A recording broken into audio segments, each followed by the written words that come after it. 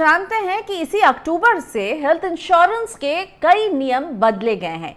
Insurance regulator ने इन नियम को इसलिए बदला है ताकि इंश्योरेंस खरीदना किसी भी आम कंज्यूमर के लिए आसान हो, पॉलिसी जो है उसमें इजी शब्दों का इस्तेमाल हो ताकि वो लोग समझ सकें, और साथ ही में हेल्थ पॉलिसी हो ट्रांसपेरेंट। क्योंकि सबसे बड़ी समस्या ये है कि हम सब जानते हैं कि हेल्थ इंश्योरेंस ज़रूरी है, लेकिन भरोसा नहीं है कि कंपनियां किस तरह के घुमावदार रूल्स बनाती हैं। तो इन घुमावदार रूल्स को IRDA कह रही है कि सीधा बनाओ ताकि लोगों को समझ में आए और ज़्यादा लोग इसे खरीद सकें।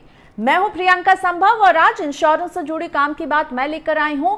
आप मेरे इस तरह के वीडियोस देख सकते हैं मेरे YouTube चैनल www.youtube.com/priyankaSambhav, और अगर आप मेरा वीडियो देखते हैं satyhindi.com के YouTube चैनल पर तो सत्य हिंदी के YouTube चैनल को भी आप सब्सक्राइब जरूर करें ताकि इस तरह के वीडियोस आपसे मिस ना हो। अब मैं आपको बताती हूँ कि नियमों में किस तरह का बदलाव किया है रेगुलेटर ने, और अक्टूबर के बाद जितने भी हेल्थ इंश्योरेंस पॉलिसीज अपनी पॉलिसीज को लॉन्च करेंगे उन्हें इन नए नियम को ही फॉलो करना है। इनफैक्ट जो पुरानी पॉलिसी है उन्हें भी मॉडिफाई करने के लिए कहा गया है।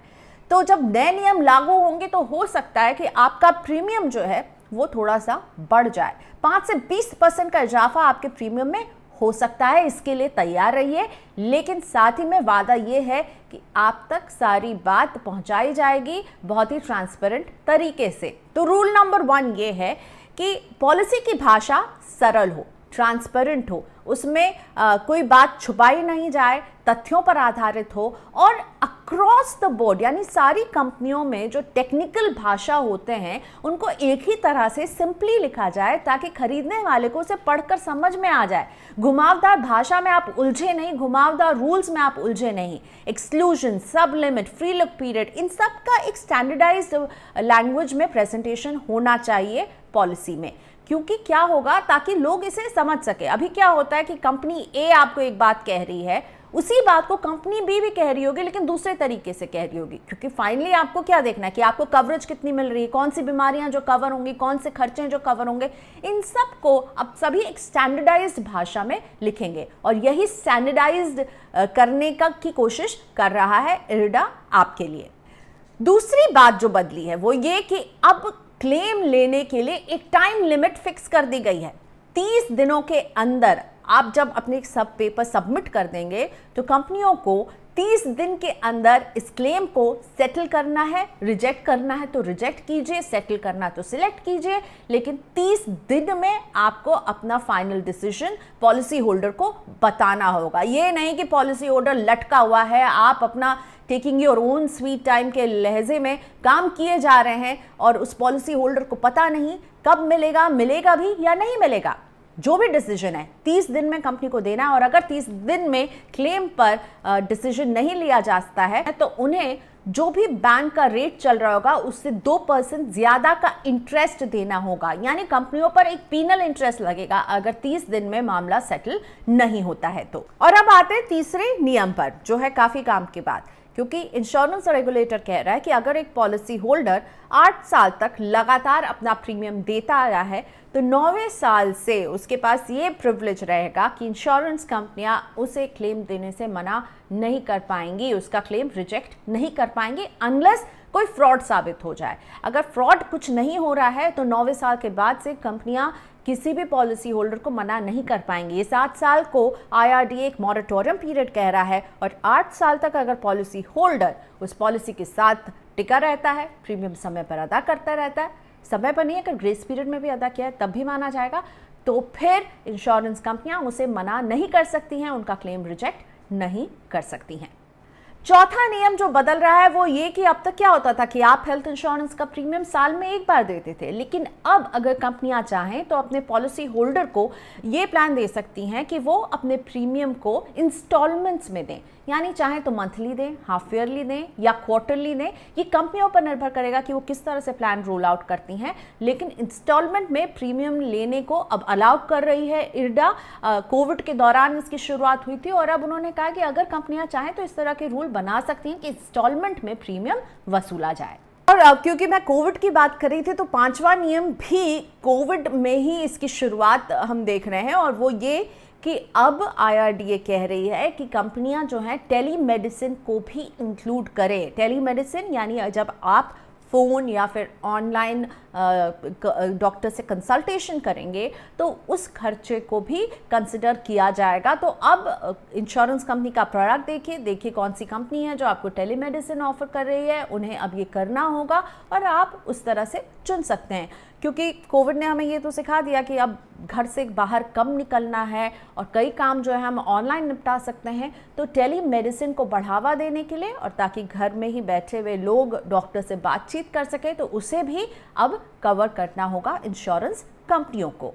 छठा नियम जो बदला है वो ये है कि अब ज्यादा बीमारियों को कवर करने के लिए इंश्योरेंस रेगुलेटर ने कहा है, जिसके तहत मेंटल हेल्थ, स्ट्रेस, इस तरह की बीमारियों को भी अब कवरेज मिलेगी। मेंटल हेल्थ के अलावा कुछ नई तरह की बीमारियों को भी कवर करने के लिए इंश्योरेंस रेगुलेटर ने कहा है, जिसमें कि एज रिलेटेड इश्यूज शामिल होंगे, साथ ही में मेनोपॉज रिलेटेड इश्यूज भी शामिल होंगे और कुछ नए जो सर्जरीज हो रही हैं नई तरह की, ये भी अब कवर होंगी। कुछ प्रोसीजर जो पहले शामिल नहीं थे वो भी अब हेल्थ इंश्योरेंस का हिस्सा होंगे, जैसे कि कैटरैक्ट सर्जरी, नी रिप्लेसमेंट, कुछ नए प्रोसीजर जो वक्त के साथ आए हैं, स्टेम सेल, साथ ही में ओरल कैंसर का जो एक कीमो होता है उसको भी अब शामिल किया जा सकेगा। और जो लोग हजार्डस कंडीशन में काम करते हैं, यानी कोई केमिकल की फैक्ट्री में काम करता है, तो फिर उन्हें इंश्योरेंस नहीं मिलता था ये कहकर कि वो ऐसे वर्क प्लेस में काम करते हैं जो कि ख़तरनाक है, लेकिन अब उन्हें भी शामिल करना होगा हेल्थ इंश्योरेंस कंपनियों को। तो यानी हम देख रहे हैं कि नए बीमारियां, नए ट्रीटमेंट और फिर वो लोग जो कि ख़तरनाक जगहों पर काम करते हैं, उनका वर्क प्लेस जो है वो ख़तरों से भरा रहता है, उनके लिए भी अब हेल्थ इंश्योरेंस पॉलिसीज़ को प्रोडक्ट लाना होगा। सातवां नियम जो बदला है इंश्योरेंस को लेकर वो है प्री एग्जिस्टिंग डिजीज की डेफिनेशन को बदला है रेगुलेटर ने, और मुझे लगता है ये एक बड़ा कदम है, क्योंकि प्री एग्जिस्टिंग डिजीज वो ढाल रहती है जिसकी आड़ में इंश्योरेंस कंपनियां सबसे ज्यादा क्लेम्स रिजेक्ट करती थी।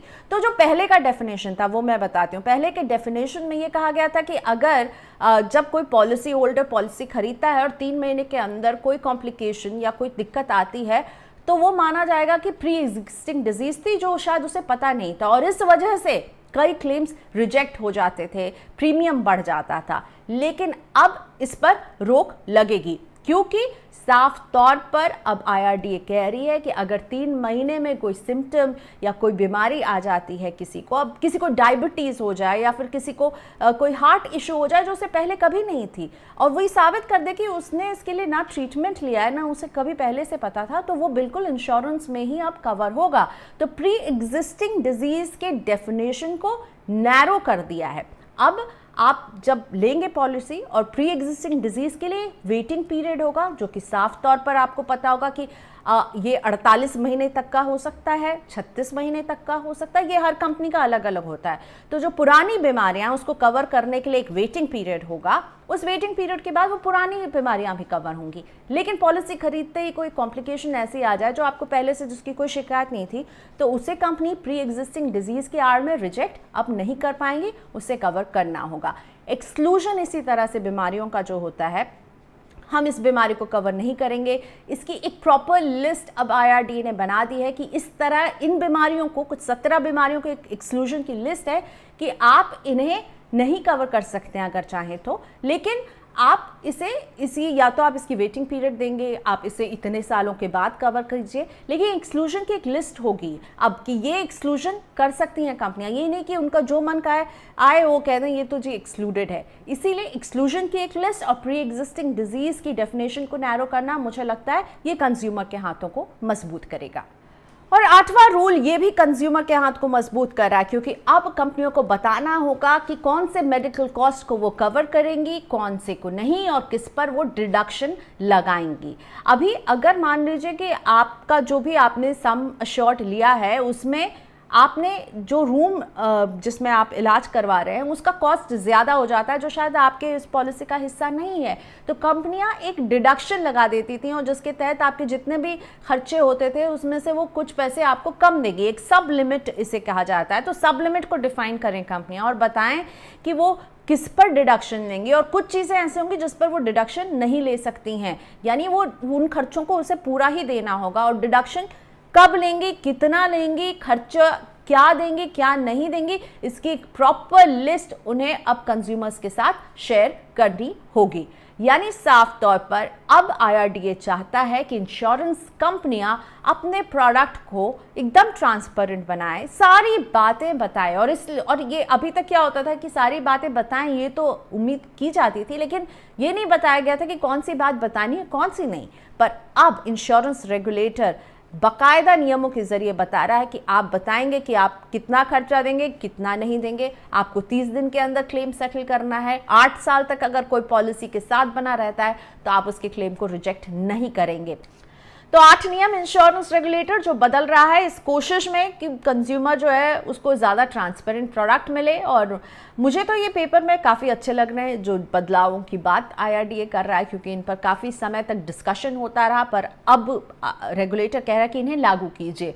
और ये लागू तो तभी होंगी जब हेल्थ इंश्योरेंस कंपनियां इन्हें इसी तरह से लागू करें और आसान बनाए अपने हेल्थ इंश्योरेंस प्रोडक्ट को। उम्मीद करते हैं कि ऐसा ही हो, क्योंकि हेल्थ इंश्योरेंस की ज़रूरत हम सभी को रहती है। हॉस्पिटल के खर्चे बढ़ रहे हैं, बीमारियों से हम किस तरह से घिर रहे हैं, ऐसे में एक हेल्थ इंश्योरेंस होना अच्छी बात है। कोशिश यही है कि सरल बने, देखते हैं कितना सरल बनता है ये। तो मेरे काम की बात के वीडियोस अगर आपको अच्छे लगते हैं तो मेरे YouTube चैनल को ज़रूर सब्सक्राइब करें। साथ ही में अगर आप ये वीडियो सत्य हिंदी के YouTube चैनल पर देखते हैं तो सत्य हिंदी को भी सब्सक्राइब करें। सत्य हिंदी के और वीडियोस को देखने के लिए हमारे YouTube चैनल को सब्सक्राइब करें और सीधे नोटिफिकेशन पाने के लिए बेल आइकन दबाएं।